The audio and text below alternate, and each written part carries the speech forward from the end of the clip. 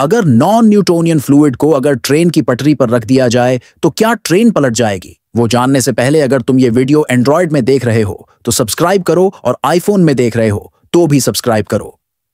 आपको तो पता ही होगा कि नॉन न्यूटोनियन फ्लूइड का बिहेवियर बाकी फ्लूइड की तरह नहीं होता है, क्योंकि आप इस पर जितना जोर से मारोगे ये उतना ही हार्ड हो जाएगा। लेकिन अगर आप स्मूथली हाथ को रखोगे तो आसानी से अंदर चला जाएगा। ऐसा इसलिए होता है क्योंकि जब आप फोर्स लगाते हो तो इसके सभी पार्टिकल्स एक साथ आ जाते हैं, जिससे ये सॉलिड में बदल जाता है। लेकिन क्या ये एक ट्रेन का वजन सह पाएगा? इसके लिए नॉन न्यूटोनियन फ्लूइड को ट्रेन के नीचे रखा गया तो ये आसानी से फट गया, क्योंकि फ्लूइड हो या इसका बाप ट्रेन के आगे किसी की नहीं चलती है।